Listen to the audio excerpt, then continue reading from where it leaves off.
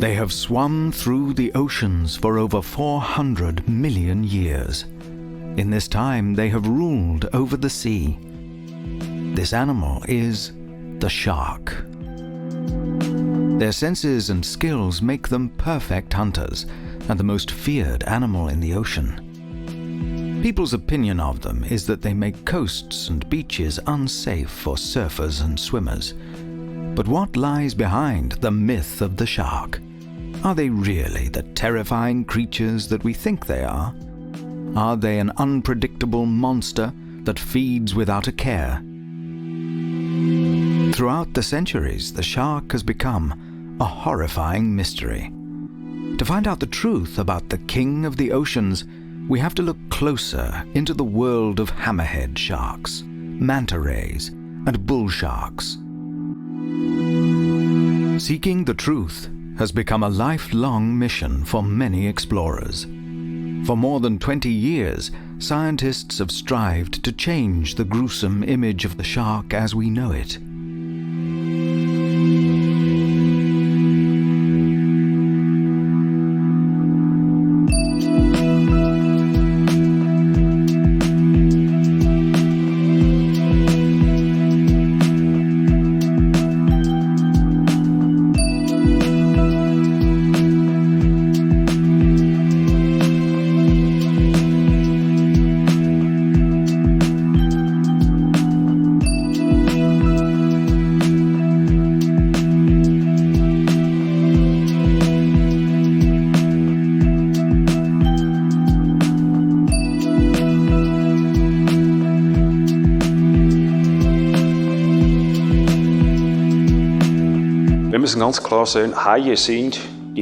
We have to understand that sharks are the most harmless predators on our planet.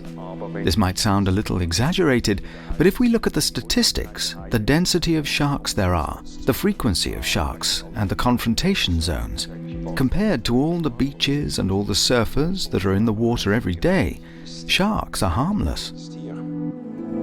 The reason why we think that sharks are so dangerous is because the media has created a monster.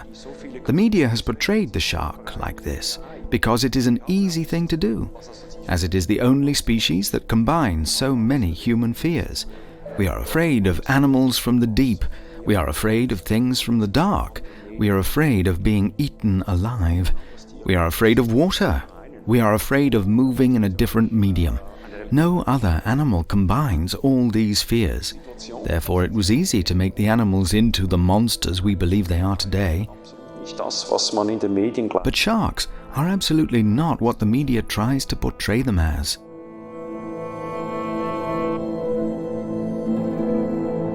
Our fears regarding sharks are mainly based on evolution. Before we settled down around 10,000 years ago, we had to flee from predators constantly, which made us into extremely careful and fearful beings.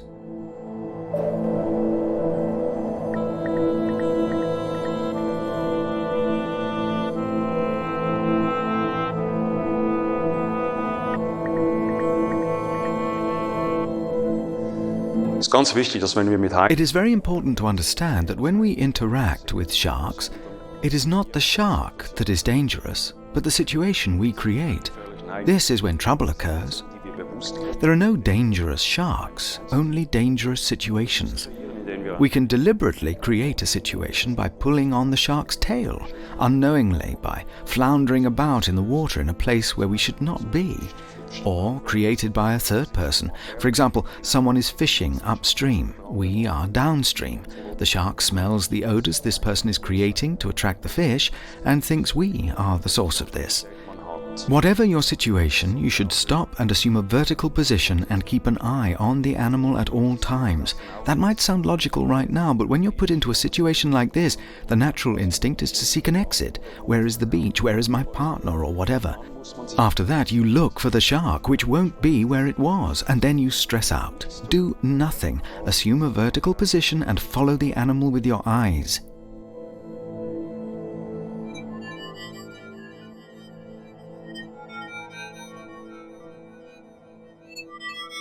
Being in the vertical position is good, as the shark cannot identify the swimmer or diver, as his normal prey will swim horizontally rather than stay in a vertical position.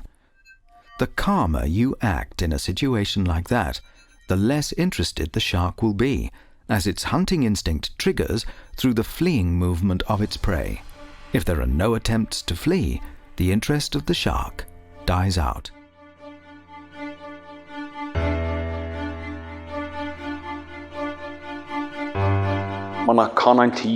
It is easy to identify an animal, especially a shark, as its eyes are very, very significant. The eyes are not always as dead as this, but they move. Eye contact is very important with sharks. They are eye animals.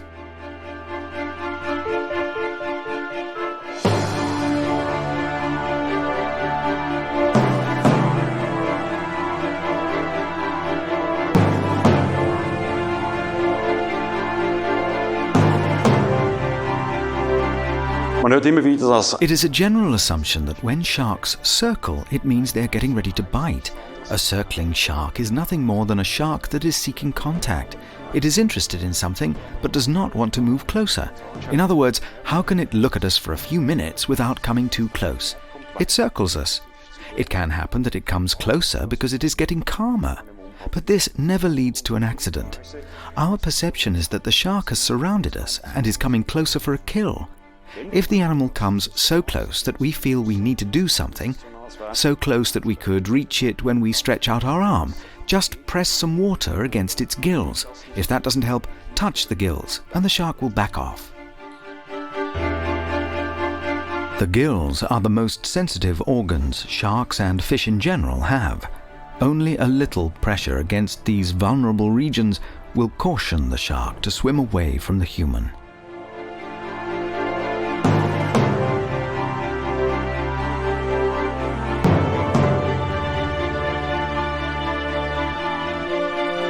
We try to do natural things that the shark knows, or things that it doesn't know. For example, something a shark knows is another shark biting its gills because of competition, hierarchy, or fear. Of course, we can't bite into the gills of a shark, but we can use our hands to put pressure on them. The shark won't know who we are, but it will recognize the signal and act accordingly. We tried this on all the big sharks like tiger sharks, bull sharks, and the great white, and all of them reacted the same way, like we expected. Despite everything, the fear of these hunters remains, especially as not everyone has the courage to touch a shark in such close proximity to its mouth. Because of this, several groups offer various programs which attempt to turn this fear into respect. For over 20 years, we have shown people that it is possible to be in the water together with sharks. We get people from all different backgrounds: surfers, swimmers, non-divers, divers, people that sail, and even castaways. We get all sorts of people, and we always get the question, "And has anything happened yet?" Of course, nothing has ever happened, because we know the situations, the activities, the bottlenecks, and where the problems lie. These people will be trained with this in mind. So in other words, we train people to fully understand the situation and then act the right way. The right way to handle the situation will prevent anything from happening.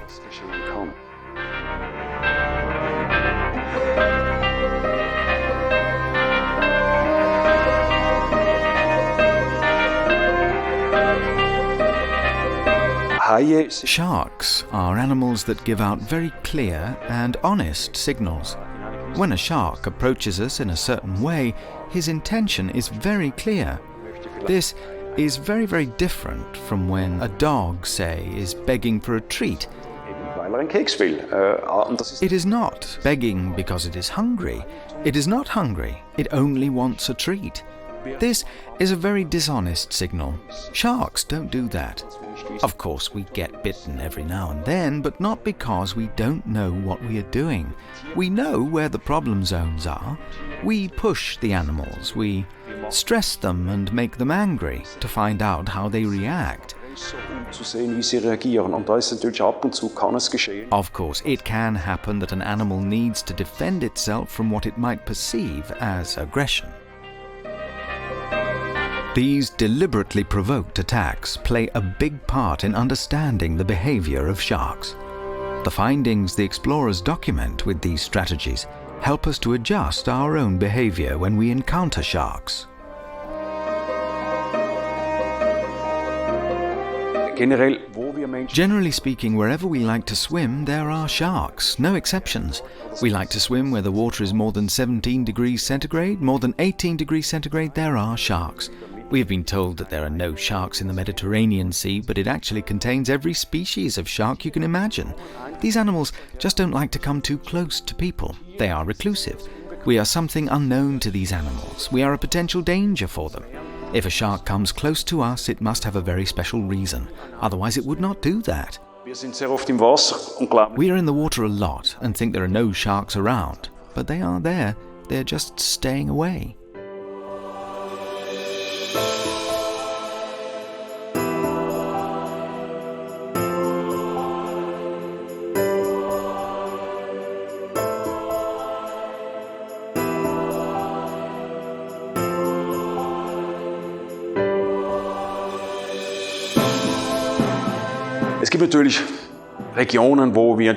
Of course, there are regions that have many incidents. Worldwide, the most are in Florida, South Africa and Australia. This has nothing to do with the fact that there are many more sharks, but that there are a constellation of specific species. Species that are maybe more likely to bite. We have to be aware that there are over 500 species of sharks and only about a dozen bite frequently, not more. Of this dozen, it might only be 5 or 6 species that cause most of the trouble. All other sharks don't bite us. Of course, we have the classic bull sharks, tiger sharks and the great white. But very interestingly, the species that bites the most is the black tip shark. We call them the calf biters. When these sharks bite, it wouldn't make good headlines as they have tiny mouths. I call it the tattoo bite. 2-3 pinpricks, that's it. The huge, spectacular bites don't occur very often, not like the media tries to make us believe.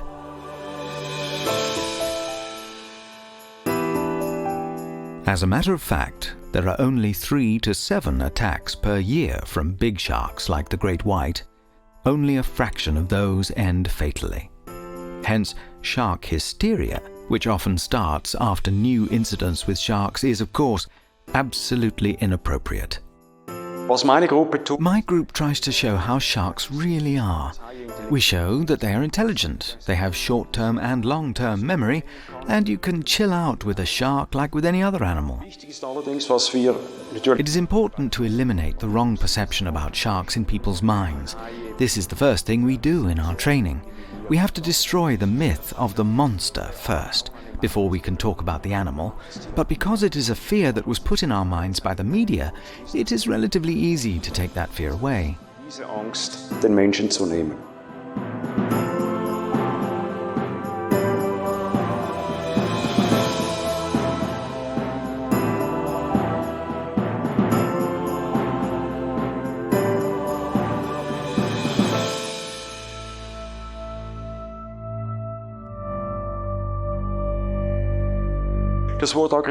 The word aggression is used frequently in connection to sharks to show that they are not just dangerous, but that they can even top that and be more dangerous. Sharks aren't like that.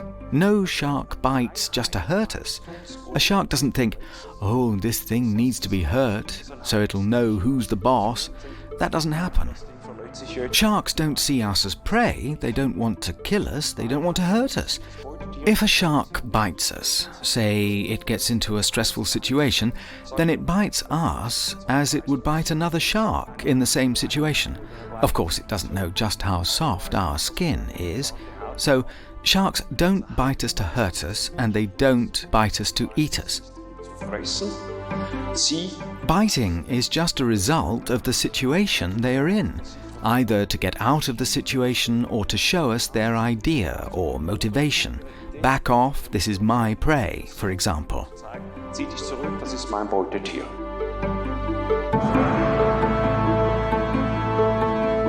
Biting can also happen for another reason. For example, A shoal can attract a shark, and if a diver or a swimmer is close to that shoal, the shark might think they are part of the shoal and might attack them, even though humans do not usually fit into its prey pattern.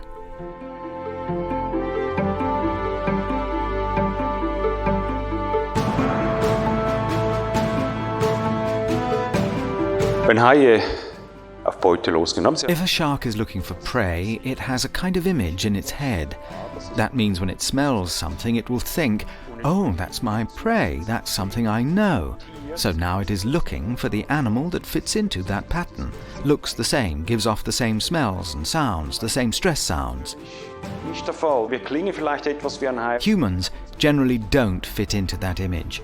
We might sound like something the shark has heard before, we might smell the same if we are close to shoals, but visually we are not what the shark knows. So when it sees us, it gets into a conflict within itself. There is interest in the sound and the smell, but it looks like nothing it knows. No predator would just try its luck. We could be dangerous. Although a shark has naturally the idea that what they found could be edible, therefore for some peculiar reason they always come back to humans. But we are not, and no shark would just eat us and say, "Oh, that was good, wasn't it?" That, of course, is just in the cinema.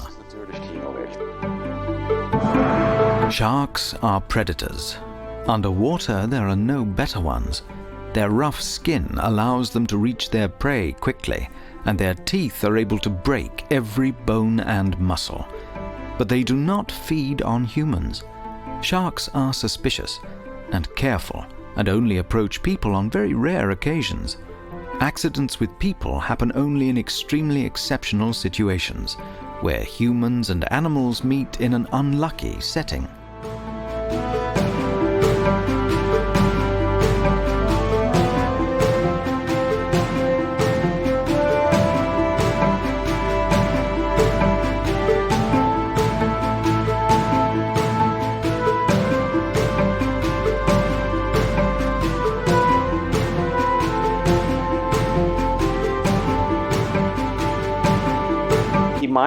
Most bites we get from sharks are gum bites from explorations, getting to know what you could be.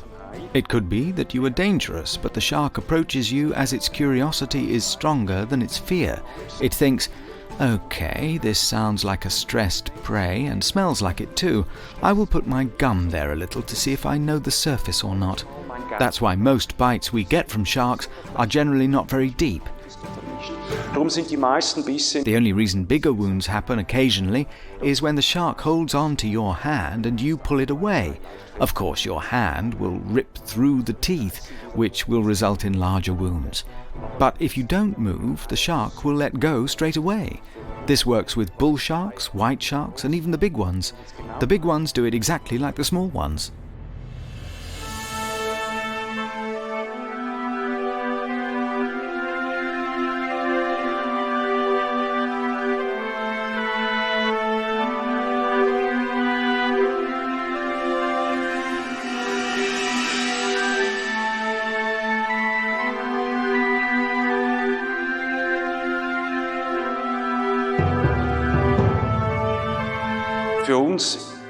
The most important thing for us is to approach a shark without any form of protection. Cages are out of the question. We only use them to hold on to them or put a sandwich on top. We have no harpoons or anything like that. I personally like to wear just swimming trunks. I like this as you can get as close to a shark as you can. Only this way can you truly understand a situation. Of course, you need a different approach if you swim with a 2-ton white shark or a 15-kilo blue shark, but the principle is the same. Our approach is just not always right for each situation. Es ist unsere Denkweise, die einfach teilweise falsch gestrickt ist für die Situation.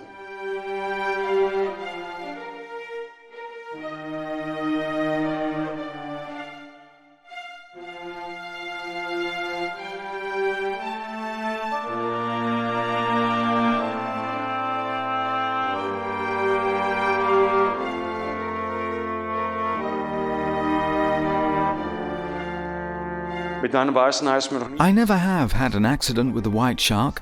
The problem with these animals is that they are absolutely reclusive at the beginning, so we have to calm them down. It is a paradox to imagine that such a huge animal is afraid of us, although it is many times superior to us in strength and speed. But the animal doesn't know that. These are our thoughts that we transfer into the shark. But if we look at us from the animal's point of view, it doesn't know what is in front of it.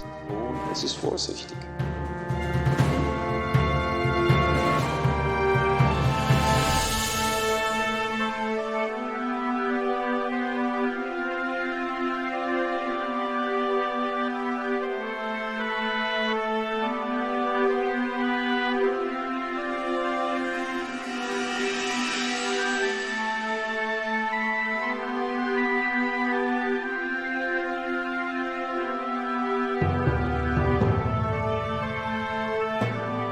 Ich bin ein Verhaltensbiologe. Für mich I am a behavioral biologist. For me, the behavior of an animal is the most important thing. In my opinion, approaching an animal and wanting to understand it needs to happen without any kind of protection or weapon. With them, I would have the wrong motivation, as I wouldn't show myself open to the situation. If I am in the water with a great white, I don't do that because of some sort of machismo or, hey, let me show you what I can do, but I do that because of the interest in the animal. That is why I treat the great white the same way I treat a reef shark. We respect and approach each animal individually and try to find out their motivation or mood, to understand it and act on it accordingly.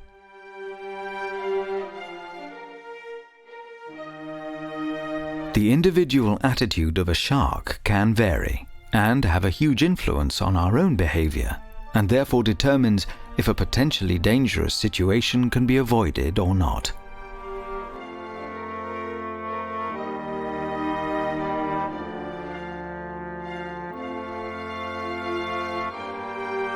jeder Haiart Each species has different body language. Every individual within their own species is different again. Male sharks behave totally different to females. That has to do with hormones and it has to do with size. Young animals are usually more brisk than older ones. Animals that have more experience with us, that know us, react totally differently to animals that don't. So every animal is an individual. There is no that shark. There is also not one situation. And it is important to us that we respond to each animal differently, to their individual psyche. Only then can we enjoy the situation fully, and human and animal can relax together. stehen.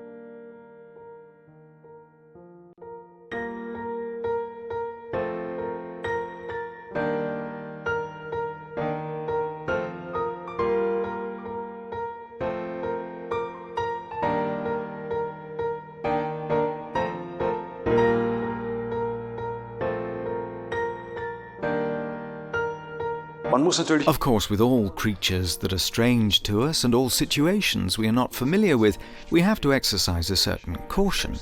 You watch the animal very closely, understand it, and try to guess what its next step is. There are sharks that swim directly towards the boat we are on. Some sharks stay only on the periphery. The shark that swims directly towards us, something new, is obviously in a different mood to the one that stays on the periphery. I might be able to ignore that when I am in a boat, but not in the water. An animal that stays more than 2 body lengths away from me is a different animal to one that is only 1 length away. 1 body length shows me that the animal is okay with me being in its private sphere. It could be that it is a brisk animal or it trusts me. If an animal trusts me, it will not swim away from me in small lengths, but will glide past me.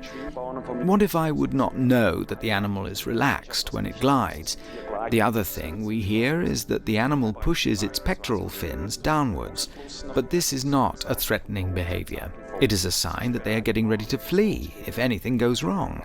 If an animal swims toward you and closes its mouth, we say it holds its breath. It doesn't know what to expect. It is an animal that isn't relaxed, but it is an animal that will not bite. If we know these little signs, this body language, we can understand the shark. It is the same as with us humans. A person that is determined pushes his shoulders back and stands straight rather than letting his shoulders hang down.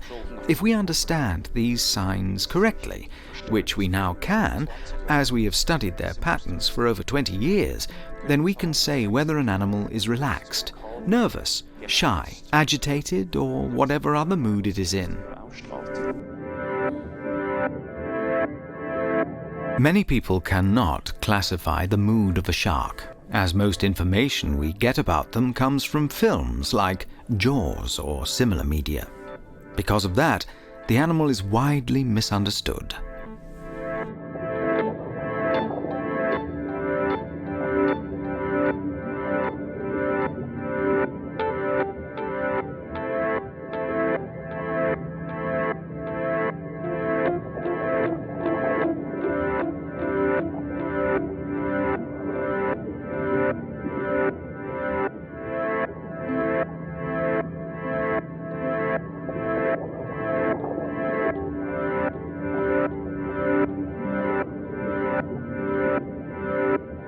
Another widespread myth is that sharks get attracted to the smell of human blood.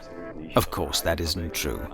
Sharks mistake surfers for seals. Also, not true. Sharks see very well under the water, and sharks can see colors. Sharks have quite a large brain. They are anything but primitive. Sharks are highly developed animals. People think sharks eat constantly. In reality, they only eat 2 to 3% of their own body weight in a day. So there are many rumors about sharks, but if you get to know the animal a little better, you realize how little of that is true.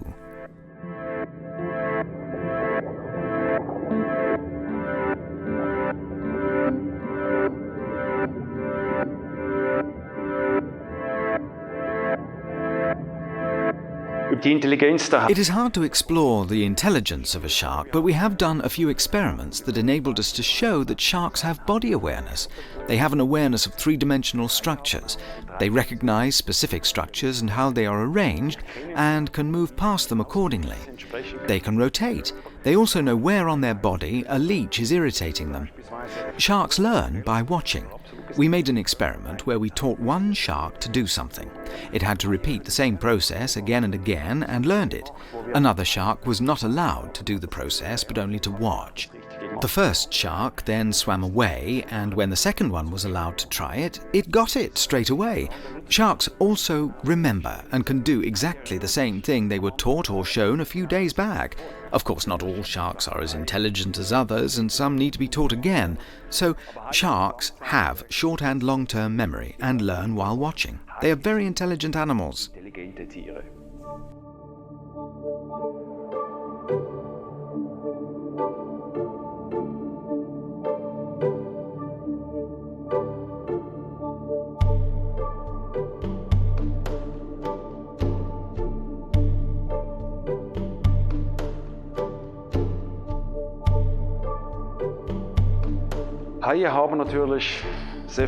Sharks have many senses and belong to the group of predators that have been highly developed throughout evolution.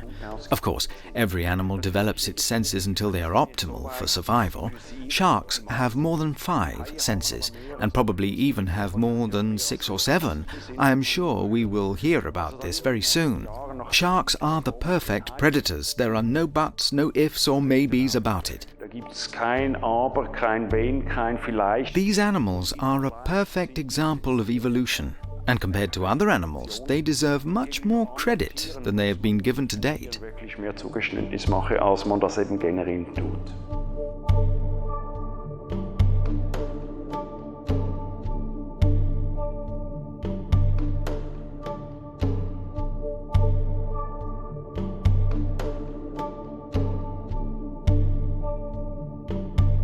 Besides their amazing sense of smell, sharks possess a wide palette of astounding perceptual organs. Their skin, for example.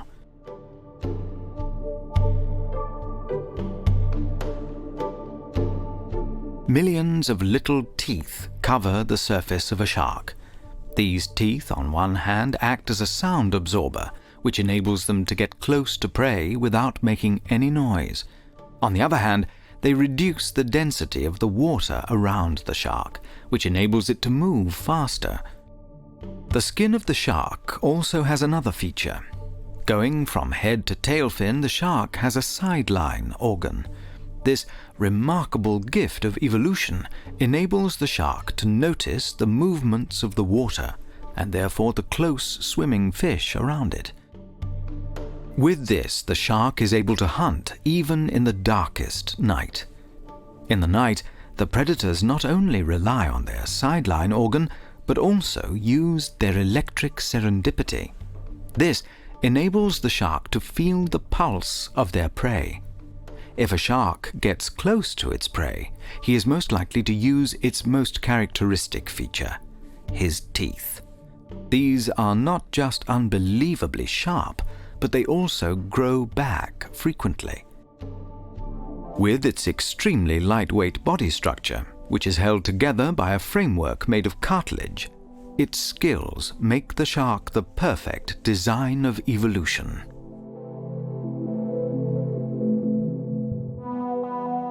Haie sind erst Sharks became common knowledge only as recently as the 20th century. Of course, there had been some encounters in the 17th and 18th centuries, but not many people went swimming back then, and there were only a few fishermen. Encounters were very rare. Then we had the First and Second World Wars, where there were a few more encounters, but these were not picked up on by the media until the movie Jaws came out. This triggered many negative perceptions. But the film industry needed a new movie monster. Also, scientists at that time made us believe that such a monster really did exist, as they were still afraid of the myth themselves in the mid-70s. So the fear was transmitted strongly towards the general public. In short, scientists from this period must take the blame for not exploding the myth of the monster. Aufzuräumen.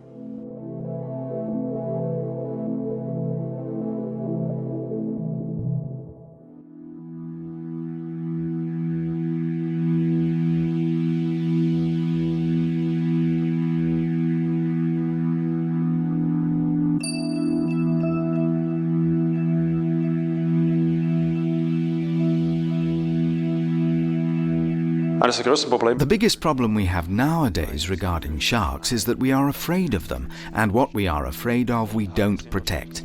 Sharks are an example of the worst kind of excessive destruction. Sadly, people just don't care that 100 to 150 million sharks are killed every year. We know about it, but we don't do anything to stop it, because we see it as the destruction of a perceived danger. People in general are just terrified of sharks. Exactly why they are afraid, they don't know. They simply are. It is a learned fear.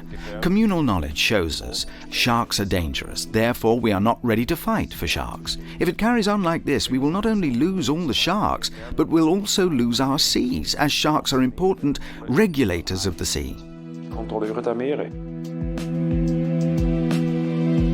In an ecosystem without large predators, a shifting of the hierarchy will always occur. With fewer large predators, the species which would normally be their prey can often be allowed to multiply beyond sustainable levels. An alarming example of this can be seen in the case of the marine toad, which spread all over Australia and is now threatening the whole ecosystem.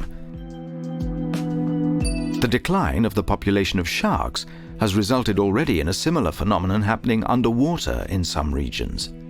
On the east coast of the USA, sharks were reduced through overfishing and are not able to regulate this region anymore.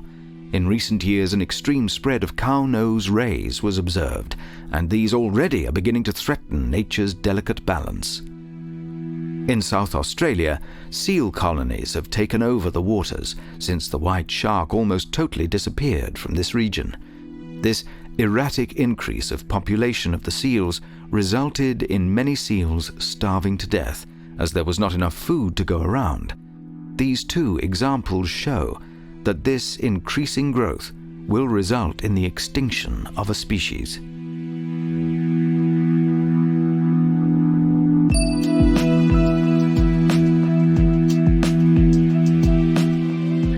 kein häufigeres Raub. There are not many predators on our planet that weigh over 50 kilos. So if nature created so many sharks and needs them to keep the balance, it is very arrogant and ignorant of us humans to just eliminate these animals.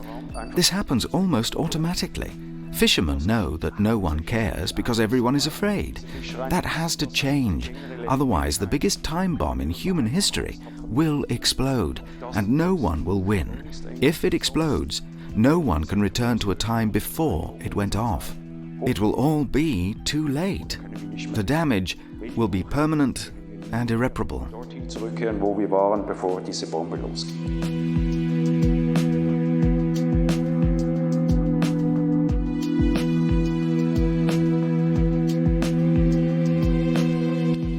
Shark fishing is commonly known only to be a phenomenon of the Far East, but this is not true. Spain and Great Britain are the two European countries that belong to the top 5 of the leading shark-catching nations. In this list we also find the USA, New Zealand, and on the top, Indonesia. Most of these catches never even land on a table. At least half of the 100 to 150 million caught sharks are an unwanted bycatch. Experts say that the worldwide use of long-line fishing has the potential to eliminate the population of sharks in the near future.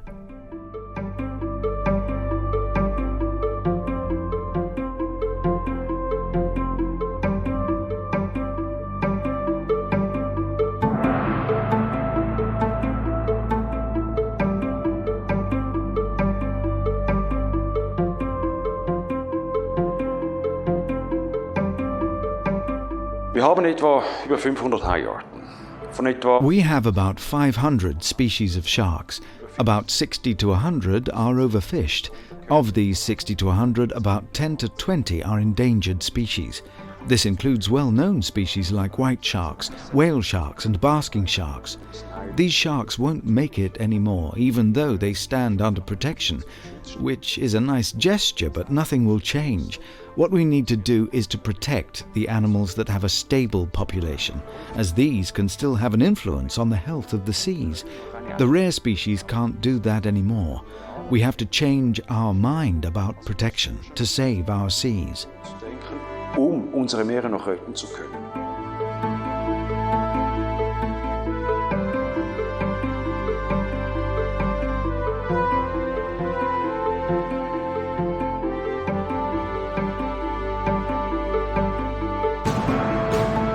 At the moment, more than 10 species are on the IUCN Red List. As well as overfishing, late puberty plays a big role in the eradication of many shark species. Some shark species just procreate after 20 years.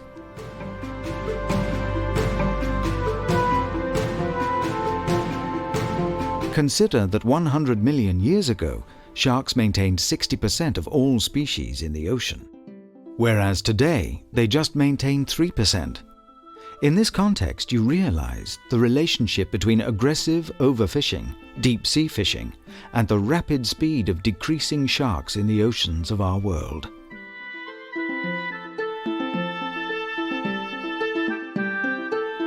But this is not the only threat sharks have to face. Finning, more commonly known as shark fin soup. Eines der schlimmsten Dinge, die wir in den letzten 20 This is one of the most horrible industries we have had to watch increase in the past 20 years. Someone started the first campaign for eating shark fin soup 20 years ago. It was not taken seriously as it was thought to be just a traditional dish for a minority group in China. Mittlerweile wissen wir, dass By now, we know that the estimated number of unreported cases of finning lies between 70 to 100 million. Often, sharks are still alive when their fins are taken off and they are thrown straight back afterwards into the water. Sharks, like humans, have a nervous system. Nerve tracts send messages to the nerve centers. diesen Schmerz Sharks feel pain. So do teleost fishes, and we say they can't feel pain anyways. We humans sometimes have a very narrow-minded way of seeing things, and in this case it is a very irresponsible way of seeing things too. Knowing that these creatures feel pain and ignoring this fact is cruel. Ignoring the fact that if these wonderful and for our world so important creatures will disappear forever from this world and not realizing that with them we will disappear from this world too, is the pure stupidity of the ignorant, luxury-seeking society we live in. Werden darunter leiden, wenn diese Haie nicht mehr ihre Aufgabe erfüllen können.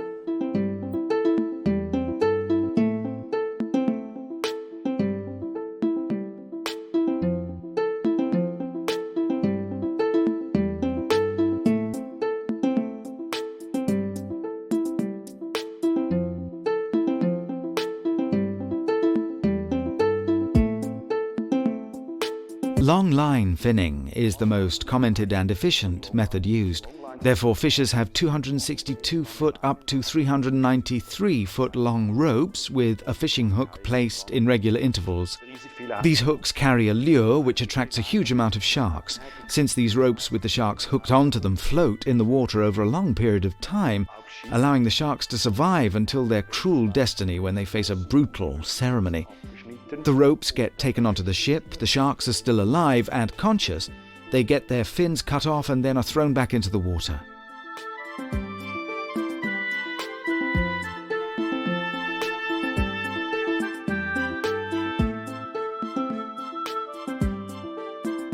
Now, unable to swim, they await a painful, slow death. Either they get lacerated by their conspecific, or they drown on the bottom of the ocean. There have been attempts to ban finning by law. A loophole in the law meant that those who tried were unsuccessful. Countries like Japan still have not given up the fight, and until they have found a way to stop this brutal murder, fishers will keep on finning sharks.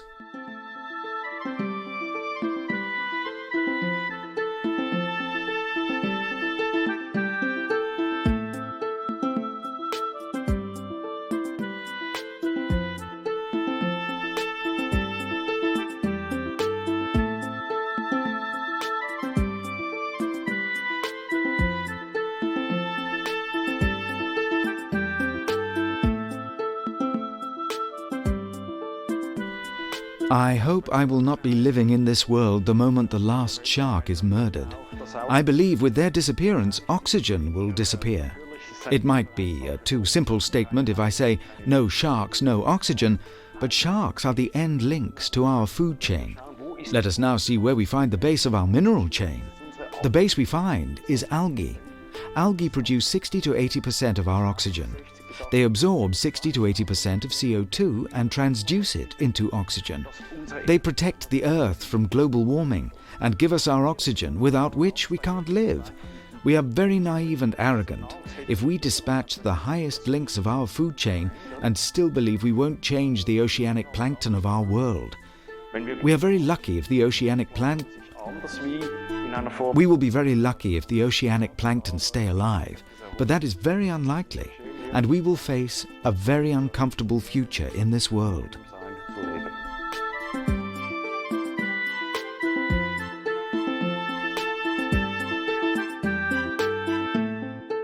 Sharks are an endangered species. Two events will take place the moment sharks die out.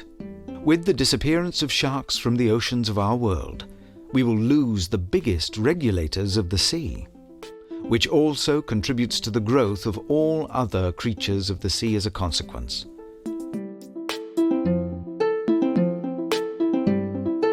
If we fail to keep sharks alive, another climate regulator who turns CO2 into oxygen will take global climate change to another threatening level. Global warming would start to affect the exchange of water between all oceans in this world dramatically. Combined with the need for more oxygen, the alarming water circulation could lead us to an anoxic oceanic. The reduced oxygen and the failure of water exchange and circulation will lead to the poisoning of the sea and mass mortality in the oceans of our world. This has happened before in the history of our Earth. For example, in the time of the Triassic-Jurassic event. Global climate change is said to be one of the reasons many species of our world died in that time. Apparently, the oceans turned green and must have smelt like old eggs being broken. Es gibt viele Dinge, die wir uns von Haien... There are so many things we can learn from sharks. For example, the way we humans sometimes step into a new situation. Bang, here we are. A shark would never be that insensitive. Sharks always calculate the risks of a new situation first. They follow a very sensitive instinct given to them by nature. If they are not happy with the situation they got in, they will always show us before they react. Sharks are careful, and if they feel they can't understand the situation, they would rather swim away than react.